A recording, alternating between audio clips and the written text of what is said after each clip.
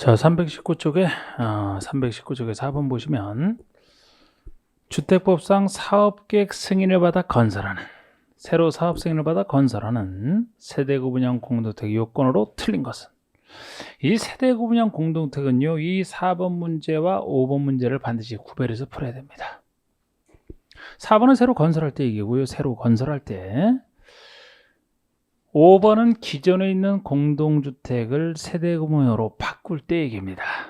그래서 새로 건설할 때보다는 기존의 것을 바꿀 때가 좀 더 까다롭게 인정을 하고 있어요. 차이점도 정확히 아셔야 되고, 기본적으로 세대구분형이라는 건 한 세대짜리인데 한 세대짜리를 편의상 둘 이상 세대로 구분해서 한 곳에 살면서 하나는 임대형 수익형으로 쓰다가 나중에 이제 통합하시는 걸 전제로 하기 때문에 공통되는 요건이 있고 구별되는 요건이 있습니다.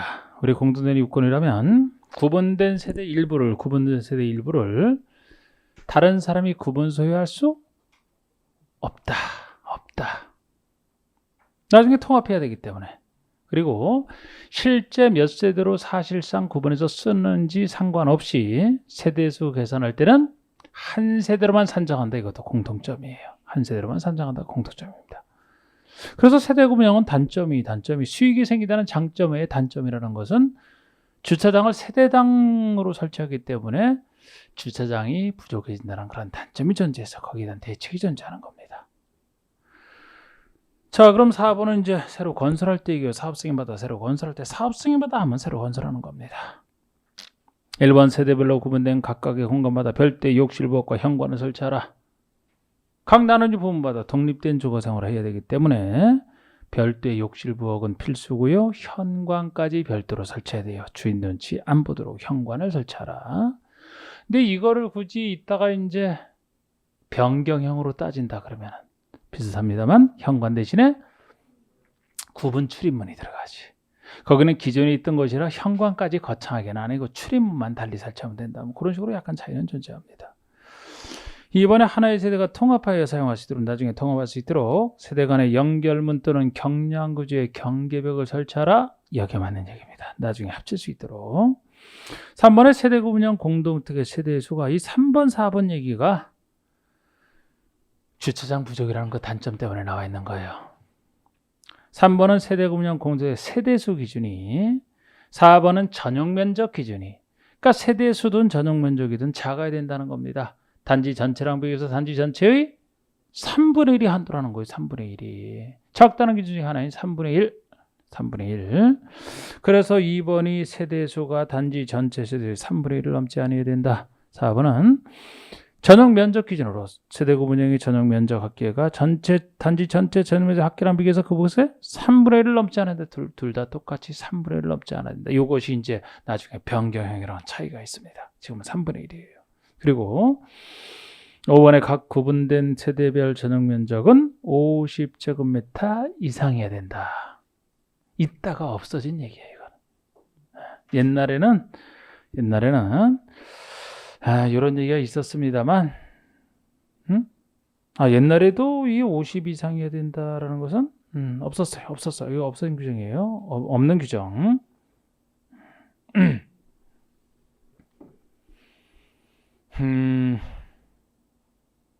지금 50 이상이 아니고 50 이하여야 된다라는 기준은 어디에만 있습니까? 원룸형 주택에만 있는 거잖아. 더 이상 상할수가 원룸이 작아야 되기 때문에 최대치 50 이하가 있을 뿐이지 이건 아예 없는 규정이에요. 없는 규정입니다. 이런 얼마 이상 이런 얘기는 없어요.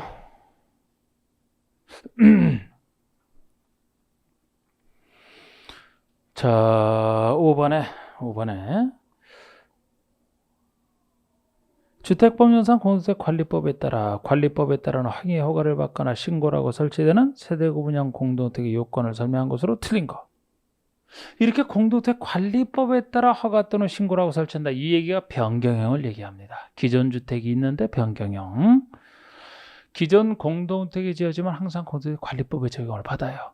그러니까 그 관리법에 적용을 받으면서 중간에 험하게 고친다, 허가를 받아서 간단한 거 신고거든요.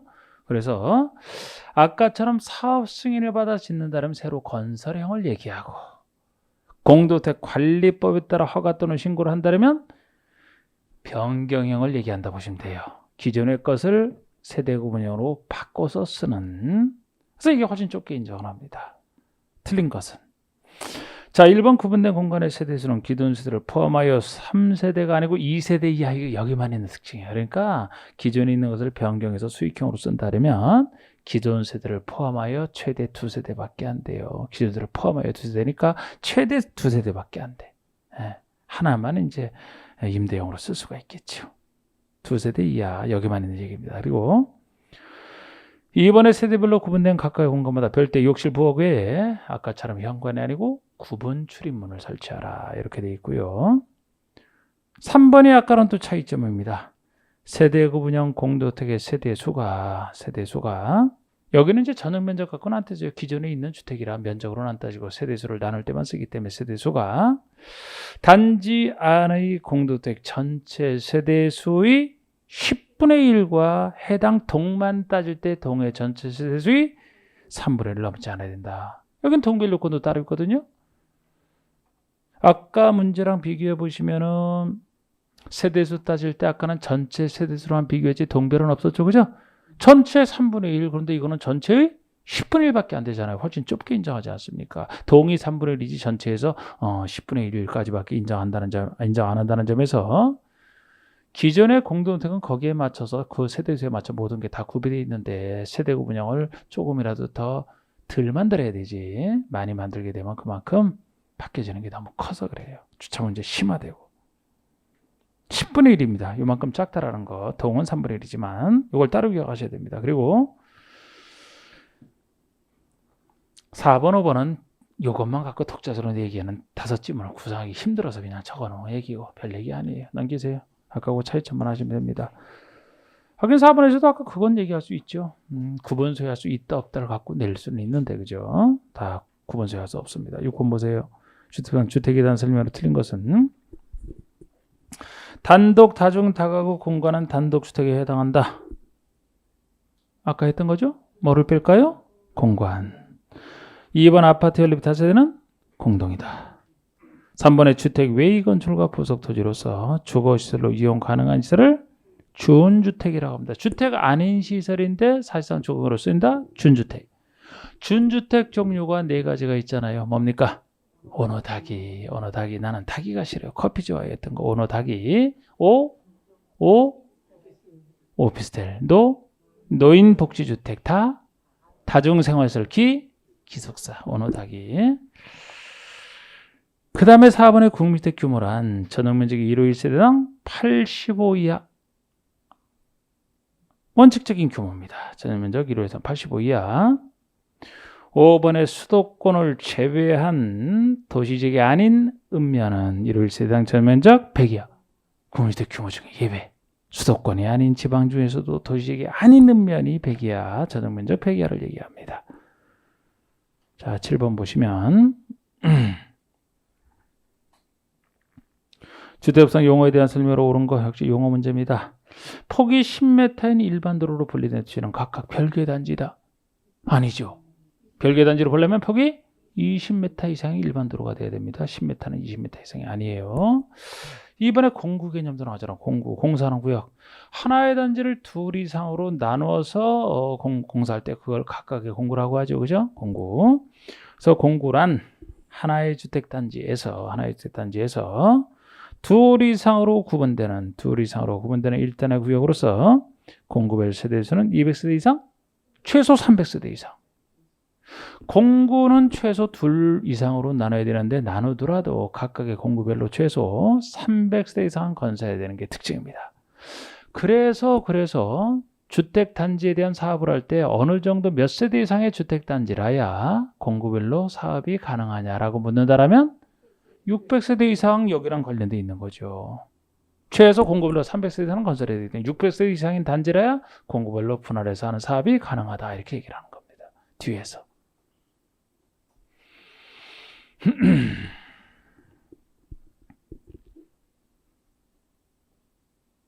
그리고 공구로 나누다면 공구와 공구 사이 그 경계는 폭이 6m 이상 폭으로 설정하라, 이런 얘기도 있어요. 3번의 세대 구분형 공동주택이란 공동주택 주택 내 공간의 일부를 세대별로 구분하여 생활이 가능한 구조로 하되 그 구분된 공간 일부를 구분 소유할 수 있는 없다는 게 특징입니다. 일부를 구분 소유할 수 없어요. 없는. 4번의 500세대인 국민주택 규모의 원룸형 주택은 도시형 세대에 해당. 이 말 자체가 틀린 거예요. 500세대가 틀렸잖아요. 도시형 생활주택이 되려면 300세대 미만이지. 300세대 미만. 자, 우리 도시형 생활주택이 뭐 중요하니까 뭐 여러 번 문제 나왔습니다. 주택 중에서 제일 많이 나오는데 여기서 한번 정리해 볼까요? 자, 우리 도시형 생활주택은 자투리 땅 활용을 해서 나온 것으로서 그 대신 여러 가지 혜택을 줍니다. 작은 세대에 짓도록 통제하기 때문에 해서 자투리 땅 활용을 해서 나왔다. 공통된 특징이 300세대 미만이어야 된단 말이에요. 자투리 땅 활용을 해서 300세대 미만. 아까 200세대라고 답하신 분이 있는데 200세대라는 건 아예 기준이 없어요. 주택부사 없어요. 300세대 미만. 그 대신 여러 가지 혜택을 주잖아. 웬만한 혜택은 다 도시형 생활주택에 관련되어 있습니다. 그리고 도시형이라 어느 지역에서만 지을 수 있어요? 도시지역에서만. 생활주택이라 국민주택 규모 이하를 얘기합니다. 사치주택이 아니라 국민주택 규모를 넘어설 수는 없어요. 도시지역에 지으면서 국민주택 규모니까 당연히 85 이하가 되겠지. 그런데 이건 공통된 특징인데 이 중에서 종류는 세 가지가 있죠. 원룸형 주택, 단정 연립, 단정 다세대. 그러니까 연립 다세대가 원룸형 요건을 갖추면 원룸형 주택이라고 하고 원룸형 요건을 갖추지 않은 도시형을 단정 연립 단정 다세대라고 하는 겁니다. 그럼 아파트라는 것은 원룸 형태밖에 없어요. 아파트는 무조건 단정 아파트는 없기 때문에. 그래서 아파트 연립 다세대로서 원룸형 주택이 되기 위해서는 원룸형 요건은 원룸 전용 면적 50 이하 넓으면 안 돼요. 50 이하로 짓대. 이 공간 구조가 원룸 형태라는 게 하나의 공간 아닙니까? 여기도 이게 독립된 주거 생활은 가능한데 욕실 부엌이 필수지만 우리 그 공간 나눌 때는 욕실은 좀 민망해서 따로 분리를 하고 보일러실은 필수 아니지만 보일러실은 건강 문제 때문에 분리를 해야 되고 그래서 욕실과 보일러실은 분리가 되고 요 둘을 제외한 나머지 공간이 하나의 공간을 구성하는 게 이게 원룸 형태가 되는 거예요. 그런데 요것이 50 이하 중에서도 약 절반 이상인 30 이상이다. 그러면 두 개의 공간으로 할 수 있다. 투룸식으로 두 개의 공간으로 할 수 있다. 그거. 그리고 원룸은 이제 다 지하층은 아니어야 됩니다. 지상층이어야 돼요. 그러면 단지형 연립, 단지형 다세대라는 것이 도시형 생활주택의 한 종류인데 연립과 다세대 주택 요건 갖춘 것 중에서 원룸 형태가 아닌 나머지를 다 단지형 연립, 단지형 다세대라고 합니다. 원래 연립 다세대는 주택으로 쓰는 층수가 4개층 이하가 공통점이죠. 그런데 둘 다 단지형으로 짓게 되면 혜택 받아서 한 개층 더 지어서 주택으로 쓰는 층수를 5개층까지 지을 수 있다. 그런 얘기도 있고. 그 다음에 우리 그 공동건축 금칙에 대한 얘기도 있잖아. 하나의 건축물 속에 특수한 거, 다른 거, 특수하지 않은 거 같이 섞지 말아라. 그래서 하나의 건축물 속에 도시형 생활주택이 특수하니까 도시형과 도시형 생활주택이 아닌 일반 주택 함께 못 짓는 건 당연하고요. 같은 도시형 주택, 생활주택 내에서도 원룸형이 특수하기 때문에 원룸형과 단지형 연립, 단지형 다세대를 함께 지을 수 없는 게 원칙입니다만 함께 지을 수 있는 예외 두 가지가 존재하잖아요. 원룸형 주택과 어느 지역이든 상관없이 원룸형과 일종의 주인 세대 80호를 초과하는 주택 한 세대까지는 80호를 초과하는 주택 한 세대까지는 어디서든 함께 지을 수 있고요. 또 준주거나 상업지금 토지를 높여야 되기 때문에 준주거나 상업지에서는 원룸형과 일반 주택을 세대수에 상관없이 함께 지을 수 있다. 그게 다야. 도시형에 대한 다. 그래서 이건 일단 500세대가 틀렸습니다. 300세대 미만이어야 되고요. 도시형의 공통점이죠. 5번에 산업입지에 개발하는 법률에 따른 산업단지 개발 사업에 의해서 개발 조성되는 공동주택이 건설되는 용지는 공공택지 중에 하나 맞습니다. 이게. 여러분 공공택지라는 것이 공공사업으로 조성된 공동주택 건설 용지를 공공택지라고 해요. 그렇지 않은 걸 민간택지라고 하지 않습니까? 그러면서 공공택지에 대한 공공사업이 되는 것은 다양해요. 엄청나게 많습니다. 웬만한 공공사업 다 생각하시면 돼요. 근데 우리가 공부하는 것 중에서는 도시개발구역, 정비구역 즉 도시개발사업, 정비사업에서 조성되는 공동택지 건설 용지를 공동택지로 볼 수 있느냐 없느냐. 개발사업 중에서는 수용 사용 방식으로 하는 것만 전제로 거기서 조성했다면 공동택지로 봅니다. 일일이 다 볼 수는 없어도 잘 두 번밖에 안 냈지만 낸다면 그 정도예요. 도시개발 사업이 저는 환지 방식으로 한다 그러면은 그 작게 토지 소유주에게 바로 주는 거죠, 그죠? 거기서 조성된 택지는 일반에 주는 것도 아니야. 거기서 지어서 그냥 거기 있는 사람에게 주는 걸 얘기합니다. 그래서 수용 사용 방식이 한 사업식이 아니고 환지 방식으로 조성된 도시개발 사업으로 조성된 택지라면 공공택지가 아닌 예로서. 그럼 환지 방식의 도시개발 사업과 비교해 보는 게 정비 사업이죠? 그럼 정비 사업으로 조성된 택지도 당연히 공공택지 아니겠네요? 그 정도만 주의하시면 돼요. 그 정도만 한 달에도. 웬만한 택지 개발 사업, 여기 산업단지 개발 사업 다 공공사업 아닙니까? 여기서 소속된 택지는 다 공공택지란 말이에요. 근데 우리가 배웠던 것 중에서는 개발법 정법을 배우니까 개발법상 개발사업 중에서는 수용 사용 방식만 전제로 한 게 들어가야지 환지 아니고 따라서 정비사업도 아닌 겁니다. 근데 이건 맞죠. 그래서 8번. 자, 국민주택 등에 대한 설명으로 옳은 거. 국민주택 등에 대한 설명으로 옳은 거 1번. 민영주택이라도 국민주택 규모 이하로 건축되는 경우 국민주택에 해당한다. 이건 말 자체가 말이 안 되는 얘기예요. 이런 걸 갖고 이제 어불성설 이렇게 얘기하는 겁니다. 그렇잖아. 말인데 말이 안 되는. 국민주택 아닌 게 민영주택인데 지금 민영주택이라도 국민주택에 해당한다. 이 말은 말이 안 되는 거죠. 그래서 2번 한국토지주택공사가 수도권에 건설한 전용면적이 1세당 80제곱미터 아파트는 국민주택에 해당한다. 자, 지금 국민주택 개념에 해당되는지인데 토지주택공사가 건설했대요. 그런데 수도권에 건설하면서 전용면적이 80제곱미터라면은 공공이 지었던 국가지자체 재정이 투입되는 반드시 국민주택이라는 말이 되려면 국민주택 규모 이하 요건을 갖춰야 되죠. 수도권이면 국민주택 규모가 얼마입니까? 85 이하네요. 그럼 여기 딱 들어가네. 80제곱미터면? 그럼 이게 맞지 않습니까? 맞잖아. 수도권이 아닌 곳이 당연히 100 이하까지 인정되는 게 있더라도 80제곱미터 어디서나 이건 국민주택이에요. 공공이 건설하신 것 중에. 맞습니다. 3번에 지자체 재정으로부터 자금을 지원받아 건설되는 주택이 국민주택에 해당하려면 자금의 50% 이상을 지자체로부터 지원받은 없는 규정 만들어낸 거예요. 이거는 정답을 숫자 문제가 아닙니다. 이것도 국민주택 숫자 문제인데 국민주택 규모로 아는 것이니까 쉬운 문제예요. 29회 때 문제지만 3번은 없는 거 갖고 만드는 거예요. 지자체, 국가지자체 재정이 투입돼 그 재정이 얼마인지는 따로 얘기 없어요. 얼마라도 재정이 투입된 곳에서 국민주택 규모 이하를 갖췄다면 국민주택이 되는 겁니다. 50% 이상 이런 얘기 없어요. 4번의 다세대 주택의 경우에 공동주택 중에 다세대 주택의 경우에 전용 면적은 건축의 바닥 면적에서 지하층 면적을 제외한 면적으로 한다. 정답은 2번 알고 찾아야 되고 4번, 5번은 전용 면적 묻는 건데요. 4번, 5번이 규칙에 나와 있는 얘기야. 법령이 아니고 규칙에. 그러니까 이거 몰라도 정답은 2번 찾는 거란 말이에요. 그런데 여러분 만약에 4번을 제가 말씀드린다면 일단 통째로 다 틀렸어요. 이거는. 건축의 바닥 면적에서 지하층 면적을 제외한 이것도 틀렸고요. 왜냐하면 바닥 면적이 외벽이나 외곽 등의 중심선으로 계산하거든요. 그런데 주택법에서 우리 규칙에 나오는 얘기지만 전용 면적 계산할 때 주택법상 공동주택의 전용 면적은 소위 안목치수라고 해서 눈에 보이는 눈에 보이는 치수라고 해서 공동주택의 내부선을 기준으로 산정하거든요. 내부선. 바닥 면적이란 거 관련이 없어요. 그래서 바닥 면적은 중심선으로 계산하는 면적으로 개념으로 배우셨잖아.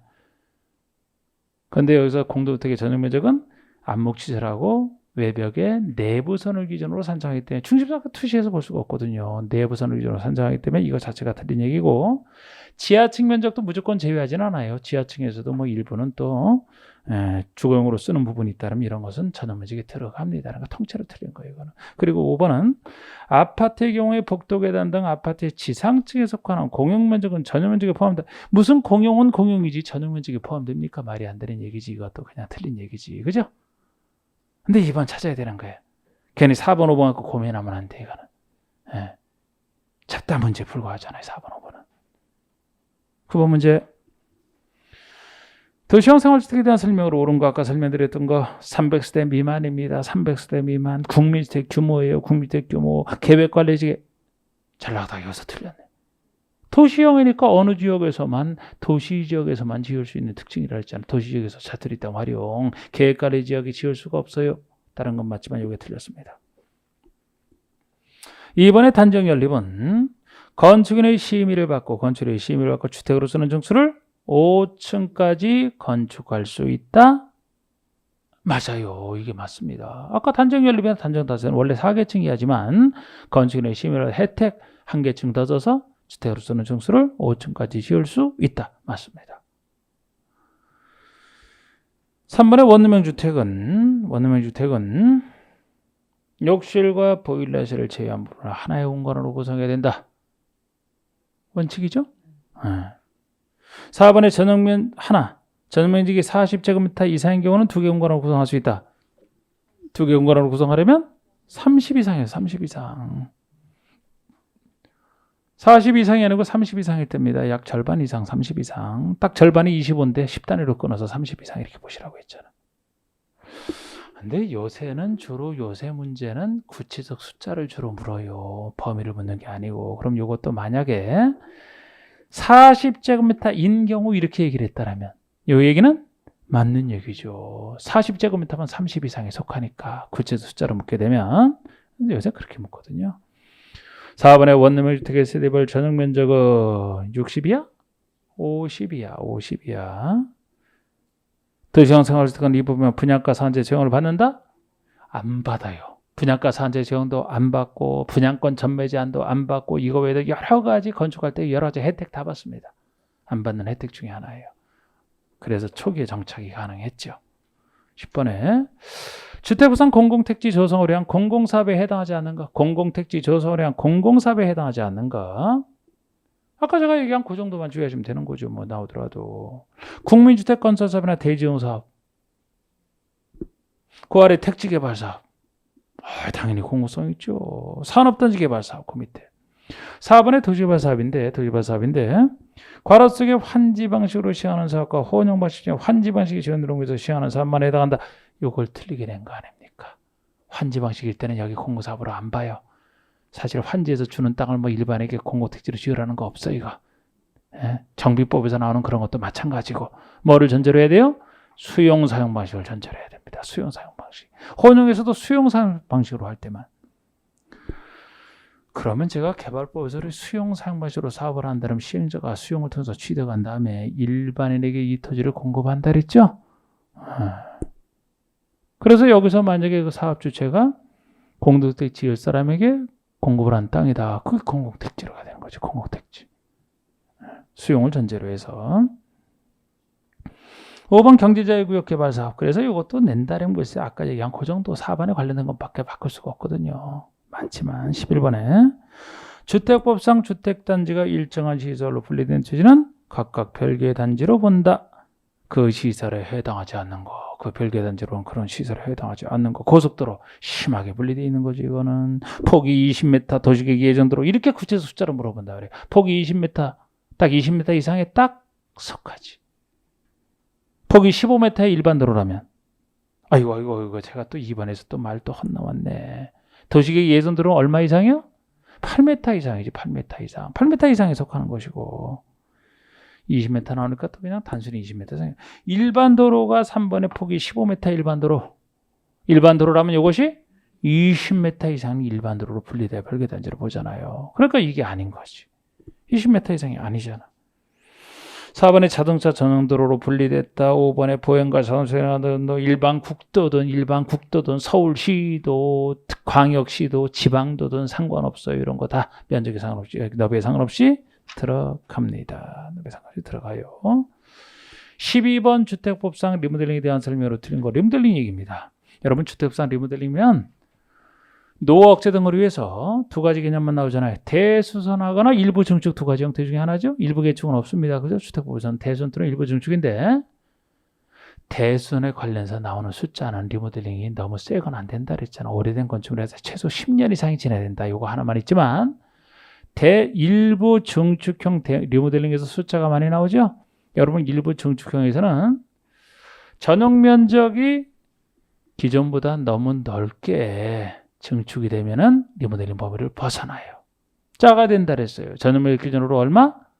30% 이내에서 증축하는 걸입니다. 30% 이내에서 만약에 기존 전용 면적이 85제곱미터 미만인 상대적으로 작은 공동주택이라면 상대적으로 작기 때문에 40%까지 가능해요. 원래는 30%, 85미만은 40%. 이거 따로 외워가지고 나머지 숫자는 다 15랑 관련돼 있다. 그러면 대손을 통한 리모델링 할 때는 최소 몇 년이 지나야 됩니까? 15년이 지나야 돼. 만약에 세대수 증가형, 보통 리모델링은 기존에 있는 사람이 그대로 넓히고 대수하는 걸 그대로 가져가거든요. 근데 유일하게 세대수 증가형은 새로운 세대수를 건설해서 일반에게 공급해서 그 돈 갖고 리모델링 비용에 충당하겠다는 것이기 때문에 보통 리모델링은 건설이 아니기 때문에 사업 승인 대상도 아니고 리모델링 허가를 받는 게 원칙입니다만 세대수 증가하는 부분만큼은 건설 공급에 관련돼 있어서 30세대 이상은 나중에 보시면 사업 승인 대상까지 된단 말이에요. 여기서 세대수를 증가한다면은 무한정 증가하면 좋겠지? 아닙니다. 기존과 너무 달라지기 때문에 증가하는 한도가 얼마예요? 기존 세대수의 15%가 한도 아닙니까? 그리고 세대수 증가율 중에서 수직 증축을 할 때 옆에 늘리는 거 수직으로 올린다면 수직으로 올리는 것만큼 위험성이 증대되기 때문에 그것도 기존 층수가 15층 이상이면은 3세대까지만 3층, 3개층까지 왜 세대라고 했어요? 3층까지 3개층까지 15층이 안 되고 14층 이하라면 2개층까지 그렇게 얘기를 합니다. 그게 리모델링에 대한 숫자 다예요. 자, 1번에 사용검사를 또는 사용 승인으로부터 15년이 경과된 공사를 증축하는 것은 리모델링에 해당한다. 자, 지금 리모델링 중에서 지금 뭐를 묻고 있어요? 증축이죠? 증축한다 그랬잖아, 지금. 대손할 때가 아니고. 그러니까 15년이 경과된 것이 맞는 겁니다. 이게 대손을 통해서 한다면 10년이 지나면 되지 않습니까? 2번에 위 1의 경우 각 세대의 전용 면적 30% 내에서 증축하는 일부 증축의 한도 30% 내에서 증축한다. 공동주택의 공용 부분에 대해서는 별도의 증축을 허용하지 아니한다. 우리 30%, 85면 40% 따지는 것은 전용 면적만 갖고 따지니까 공용 부분을 따지는 건 아니고 공용 부분은 그렇다고서 별도의 증축을 허용하지 않는 게 아니고 별도로 할 수 있죠. 따로 필요하면 따로 할 수 있습니다. 3번의 각 세대의 증축 가능 면적을 합산한 면적 범위에서 기존 세대수의 15% 이내에서 세대수 증가 리모델링이 가능하다. 이것만 건설 파트. 4번의 수직으로 증축하는 행위의 대상이 되는 건축물의 기존 층수가 14층 이하라면 몇 개층까지 가능해요? 2개층. 이게 15층 이상이라면 3개층. 5번의 수직 증축은 리모델링 대상 건축물의 건축 당시의 구조도를 보유하고 있는 경우에 된다. 그래서 수직 증축할 때는 이렇게 구조도나 이런 도면이 있어야 돼요. 그걸 보고 이제 안전성을 따져야 되기 때문에 13번의 복리시설로만 묶은 걸 찾아랍니다. 전형적인 문제죠. 복리시설로만 묶은 거. 자, 주차장, 관리사무소 이거는 부대시설. 담장, 단지 내 도로 부대시설. 그럼 기억니은이 들어가면 안 되죠, 여러분? 그럼 벌써 답 나왔어요, 그냥.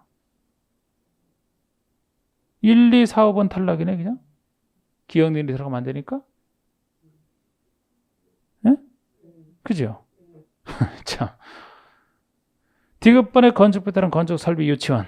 건축설비가 들어가면 건축설비는 부대시설이 들어가겠죠. 설비니까 생활에 필요한 딸려 있어야 되는. 유치원은 이제 복리시설이지만 건축설비 때문에 안 되고요. 리을번에 어린 놀이터 근린생활시설, 그 아래 주민센터 경로당 다 복리시설 아닙니까? 리을 미음분만 들어가야지. 14번 공구에 대한 설명으로 틀린 거.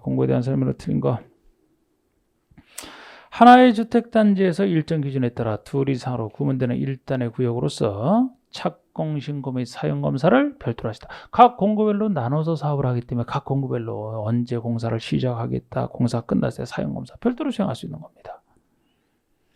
여러분이 이렇게 착공신고와 사용검사를 별도로 수행할 수 있는 게 공구지. 예를 들어 혹시나 사업 승인을 별도로 받는다면 아니에요. 그거는 사업 승인은 하나로 받죠. 하나로. 내용이 공고별로 나눠서 하는 거지. 또 의아한 표정을 지으시는 분들이 있나? 아니면 제가 우리 사업 승인할 때 몇 세대인 단지라야 공고별 사업이 가능하다 그랬어요. 600세대 이상인 단지라고 했죠? 그 600세대 이상 단지에 대해서 사업 승인을 하나를 받는 거예요. 하나를 받는데 내용을 공고별로 나눠서 받는 거지. 그러니까 이 공고별로 따로따로 할 수 있는 것은 이렇게 공사할 때 쓰는 착공신고나 사용검사를 공고별로 별도로 받을 수 있는 것이지, 혹시나 사업 승인을 별도로 공고별로 받는 건 아니란 말이에요. 사업 승인은 통째로 받는데 나누지 않고 할 때랑 나눠서 할 때랑 이렇게 나눠지는 거죠. 혹시나 그렇게 바꿀까 봐. 2번 공구의 구분은 단지 안에 도로 등 시설을 설치하거나 공간을 조성하여 6m 이상폭으로 공간을 설정해야 되고, 공구별 세대수는 300세대 이상. 3번의 주택건설 사업을 시행하려는 자는 단지를 공구별로 분할하여 주택건설 공급할 수 있다. 3번의 위 3의 경우 단지별 공구별로 나눠서 하려면 전체 세대는 600세대 이상인 단지여야 되고요. 5번의 위 3의 경우 최초로 공사를 진행하는 공고는 그 승인받은 때부터 2년 내 공사. 이거 얘기했던 거. 자, 우리 유명한 얘기 135 중에서 건축 주택에서 5년짜리가 사업 승인 후 착수가 5년이라고 했잖아. 무조건 사업 승인 후 착수 기간은 5년이죠. 그죠? 그럼 공고별로 나눠서 한 데는 무엇만? 최초 시행하는 공고만. 승인받은 때로부터 5년. 기타 공고는 승인받은 때로 계산하는 게 아니기 때문에 최초에 대한 착공신고로부터 2년. 이거는 기타 공고가 아니고 최초 공고니까 승인받은 데로부터 5년 해야지. 이 5년짜리가 요거 사업 승인 말고도 또 뭐가 있다. 그래서 5년짜리 전체 3개지잖아. 특별한 사업 승인이니까 이거 잘 모르겠으니까 설명하라 이렇게 돼 있는 거야. 특별건축위에서 5년 내 착수 안 할 때 해제, 특별건축격 특별 사업 승인 후 착수가 5년. 설명의무랑 관련된 거. 이따 주택조합에서 새로운 거 가입을 요구하는 사람에게 이제 가입 계약서를 작성하는데, 그 계약서에 들어갈 중요 내용을 가입 신청자에게 설명하고, 그 설명을 그 가입 신청자가 이해하였음을 증명하는 서면을 5년간 보관해야 그게 5년간 보관 아닙니까? 그 세 가지만 5년이랑 관련돼 있잖아. 그래서 이게 틀렸고. 자, 이제 사업체 들어가면. 근데 우리 여러분, 그거는 뭐 여기 없지만 뻔한 거 있잖아요, 여러분. 우리 건설 의무와 관련된 거 여기는 전혀 없지만, 에너지 절약형 친환경주택, 에너지 절약하는 친환경주택이 있고, 건강 친환경주택이 있죠. 실내 공기 오염물질 최소화하는 건강 친환경, 그리고 장수명 주택 있잖아. 수명이 긴 장수명. 자, 요거 건설 의무와 관련돼 있잖아요. 에너지 절약형 친환경주택이면 공동주택 중에서 사업 승인을 받는 공동주택이라면, 즉 주택법에 따라 짓는 공동이라면 30세대 이상, 예외인자는 50세대짜리 두 가지 있는 거. 사업 승인 대상이면 에너지 절약형 친환경 주택 그 기술을 써야만 되고, 건강 친환경 주택이면 몇 세대 이상일 때? 500세대 이상일 때. 장수명 주택이면 1000세대 이상일 때 최저 등급인 일반 그 등급 이상을 받아야 되는 게 장수명 주택. 그 정도 살짝 기억을 하시고요. 토지 임대부 분양주택처럼 이제 반쪽짜리, 토지는 사업주가 그대로 가지고, 주택만 분양하는, 그래서 주택값만 내고 들어가는 토지 임대부 분양주택은 아마 뭐 뒤에서 나올 겁니다. 그건 뒤에서. 자, 사업주체 얘기를 해봅시다. 사업주체 얘기. 사업주체라면 제일 유명한 게 주택조합인데, 그건 맨 뒤에 나올 것이고, 먼저 등록과 비등록부터 구별하는 거 있잖아요. 등록과 비등록. 일정한 등록 기준을 갖춰서 등록했을 때만 사업체로 인정하는 게 등록사업체고요. 등록 안 해도 사업체로 인정하는 게 비등록을 얘기합니다. 민간이 못 믿어서 이 지도가 나온 거라고 했어요. 그래서 민간 사업체는 못 믿기 때문에 등록 대상이 있습니다. 사업 승인 대상과 달라요. 1년 연간 동안에 단독은 20호 이상, 공동은 20세대 이상의 사업을 하고자 할 때, 물론 도시형은 생활세권 혜택 줘야 되니까 30세대 이상부터 등록을 해야 되면 된다는 혜택을 주는 게 혜택 받는 게 도시형 생활주택이고요. 보통은 20호 20세대 이상, 도시형은 30세대 이상. 대지는 연간 1만 이상 대지 조성 사업을 하고자 하는 자는 국장에게 등록해야 돼. 등록한 사람을 등록사업자로 합니다. 그러면 공공사업자를 믿어주니까 등록할 필요 없다. 민간인 중에서도 원래 민간인이 단독으로 할 때는 등록해야 됩니다만 민간 중에서 이미 전문가로 인정받은 등록사업자랑 공동으로 할 때는 따로 등록할 필요 없다라는 게 있어요. 주택조합이든 고용자든 민간인이지만 주택조합이나 고용자가 등록사랑 공동으로 할 때는 따로 등록할 필요 없다. 등록사에 맡기면 되니까. 혼자 할 때는 등록을 해야 됩니다. 등록 여부예요. 참고로 등록 기준이나 시공 기준 같은 건 지금까지 낸 적은 없어요. 예를 들어서 뭐 등록 기준은 사무실 갖추고 얼마 인력 고용하고 자본금이 적어도 법인이라면 3억 이상은 돼요. 개인은 더 못 믿으니까 6억 원 이상은 돼야 되고 이런 거. 등록 기준이 되겠습니다. 아직 낸 적은 없어요. 이게 등록 대상자부터 봅시다. 15번에 주택법령상 등록사업자의 등록 등에 대한 설명을 옳은 거. 연간 20호 20세대 이상의 주택건설사업을 시행하려는 자는 정확합니다. 원칙. 시도지에 등록하라. 근데 뒤가 틀렸어요. 등록은 까다롭게 국장에게 등록하는 겁니다. 장관에게. 국장에게 등록하는 거예요. 틀렸습니다. 2번에 자본금 3억 원, 개인은 자산평가액 6억 원 이상의 요건을 갖춰야 된다. 이게 맞는 건데 이게 등록 기준 중에 자본금 기준이에요. 지금까지 낸 적은 한 번도 없으니까 알아서 하세요. 알아서. 이게 맞아. 이것도 지금 볼까 말까인데 그 아래 보여드릴까? 등록이 말소된 후 3년이 지나지 아니한 자는 등록할 수 없다. 2년이 지나지 아니한 자. 2년입니다. 등록증 대여 등을 등록증 대여하는 거 이거 아주 엄청 안 좋게 보는 거예요. 대여하는 거. 본인이 해야지. 등록을 말소할 수 있는 게 아니고 말소해야만 됩니다. 의무예요. 해야 된다. 5번에 등록 말소나 영업 정지 처분을 받은 등록사업자는 그 처분 전에 사업 승인을 받은 사업은 사업 승인을 반납해야 된다. 등록 말소나 영업 정지 처분을 받았는데요. 그 처분 전에 이미 사업 승인 받은 게 있으면 이거 유효할 것 같아요? 무효일 것 같아? 그 전에 한 것은 이런 논리는 우리 앞에서 개발법 정비법 할 때도 보셨잖아요. 이미 어떤 거 예를 들어서 여기서 등록 말소라면 결격사유랑 똑같은 거 아닙니까? 임원의 결격사유. 임원의 결격사유로 자동 퇴임이 되더라도 퇴임 전에 관행을 유효하듯이 여기서도 그 등록 말소 받기 전에 그 영업정지 처분 받았을 때 그 처분 전에 사업 승인을 받았다라면은 이거 사업을 그냥 계속하면 돼요. 새로 사업 승인 반납해야 되는 게 아닙니다. 그런 논리예요. 그래서 이런 거 잘 안 냈지만 예를 들어 3번부터 이것이 우리가 금고 이상의 형을 받고 2년이 지나야지만 된다. 그런 식으로 비슷한 얘기거든요. 이게 또 대여했을 때는 아주 안 좋게 보니까 취소해야 된다. 이런 거 원리가 다 비슷하기 때문에 낸 적 없지만 그냥 살짝 본 거예요. 이게 그나마 우리가 3억 원, 6억 원 얘기는 등록할 때 기준이고요. 이 등록사업자가 시공까지 할 수는 있거든요. 시공할 때는 이거보다 좀 더 센 요건을 갖춰야 된다고. 그때는 법인은 5억 원, 개인은 10억 원 이상 이렇게 더 올라갑니다. 개인이 항상 2배가 더 많은데 낸 적은 없어요. 16번에 주택법령상 주택건설 사업 등의 등록과 관련하여 괄호 속에 들어가려면 바르게 연결한 것을 찾으랍니다. 기출 문제가 이런 식으로 났잖아요. 26회 때. 등록할 때. 연간 몇 호 이상의 단독주택건설 사업을 시행하려는 자? 20호 이상. 연간 얼마 이상의 대지용 사업? 1만 이상. 국장에게 등록하라. 아주 간단해지요, 문제도?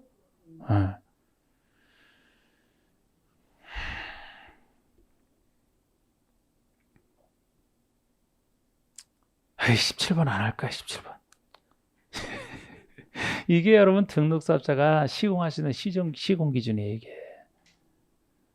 하더라도 1번에 글쎄 자본금이 아까 등록 기준과 달리 5억 원, 개인은 10억 원 이상 이 정도만 보시든지.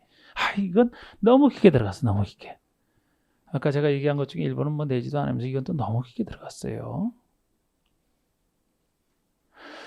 우리 주택법에서 그 사업 자체는 아무나 못합니다. 주로 건설 전문가인 건설업자가 하거나 등록사업자가 한다면 등록사업자가 건설업자로 의제되는 등록사업자가 바로 시공기준 갖춘 자예요. 더 센 요건을 갖춰야 된단 말이에요. 5억 원, 10억 원 이렇게 나가지. 그것 자체도 글쎄 아직은 낸 적이 없다니까요. 그러니까 그냥 안 합니다 이거. 그리고 나서 또 이게 주택조합이 바로? 응? 아니 그러면 우리 공동사업체는 어디 가고 또? 그러니까 지금 여기서 사실 15번, 17번 할 게 아니고 자 다시 15번, 17번 할 게 아니고 이거 상관없이 제가 나중에 그 공부해야 될 문제는 다 백선 그걸 통해서 다 한다 그랬잖아요. 그러니까 다 들어만 두셔. 오히려 이거보다는 아까 등록 기준에 나와 있었지만 등록을 안 해도 사업자가 되는 거 그걸 오히려 더 많이 물었어요. 아까 숫자 문제보다 그걸 더 많이 물었단 말이에요. 이미 말씀드렸지만 공공사업체는 등록할 필요 없다 그랬죠. 그죠? 예를 들어 토지주택공사가 사업주체가 되기 위해서는 등록을 해야 된다면 틀린단 말이에요. 공모사업체니까. 그리고 주택조합이나 고용자 같은 경우는 어느 때 등록사업자랑 공동으로 사업을 할 때만 등록할 필요 없다. 그거를 많이 물었고 그 다음에 공동사업체 나오지 않습니까? 공동사업주체. 주택조합이 토지 등 소유자가 아니면은 고용자, 민간인이 등록사업자랑 공동을 할 때 얘기인데 보통이라면 공동으로 할 수 있다고 봐야 돼요. 공동으로 할 수 있는 자유가 있는 거 아닙니까? 그래서 토지 소유자는 등록사업자 공동으로 주택 사업을 할 수 있다. 주택조합도 등록사업자 공동으로 할 수 있다요. 근데 여기 주택조합 중에서는 세대수 증가가 없는 리모델링이라면 이거는 건설과 아예 관련이 없는 유일한 경우죠. 리모델링 중에서는 세대수 증가하는 부분만 건설 파트라고 했잖아. 그럼 세대수 증가가 없는 리모델링이라면 여기 공동사업체에서 빠지는 겁니다. 이거는 등록자는 공동으로 주택 건설할 때 얘기이기 때문에 그래서 주택조합 중에서는 뭐 빠진다는 거 좀 주의하시고 역시 같이 할 수 있다. 할 수 있다. 같이 하게 되면 등록 안 해두고 혼자 하면 등록을 해야 되고 할 수 있다고. 같이 하게 되면 두 사람을 공동사업체로 봅니다. 그런데 이 두 가지 경우와 달리 고용자가 근로자 주택 사원 아파트 지을 때는 등록 사업자와 공동으로 할 수 있다. 하여야 한다? 하여야 한다. 의무. 같이 해야지만 등록자에게 일을 맡기고 고용자는 경영에만 충실하는 게 더 중요한 거라고 했잖아요. 그래서 의무대로 같이 해야 된다 구별하시고 이때도 공동을 할 때는 이 세 사람 다 공동을 할 때 그 요건이 있어요. 공동사업에 대해서 협약이 체결돼 있어야 되는데 법에서 정하고 있기를 시공은 전문가인 등록사업자가 시공을 해야만 됩니다. 그래서 공동사업할 때 등록사업은 아까 시공 요건을 반드시 갖춰야 되는 거예요. 따로. 그 대신 시공이 아닌 대지라면 지을 땅이라면 등록사업자 아닌 토지주자 주택조합 고용자가 땅은 제공을 합니다. 지을 땅은. 이걸 등록사업자 땅에 짓는다면 틀려요. 그래서 등록자가 아닌 자가 대지는 제공하고 등록자는 시공만 맡아라. 이게 공동사업체에 대한 얘기입니다. 근데 거기에 대한 문제가 전혀 없잖아요. 근데 그래서 등록 기준이나 뭐 시공 기준에 대한 기준은 잘 안 뜬 건데 여기에 들어가 있는데 여러분들이 지금 여기 없지만 거기까지 제가 말씀드린 것이고 자 이제 주택조합은 10분 쉬었다가 진행하겠습니다.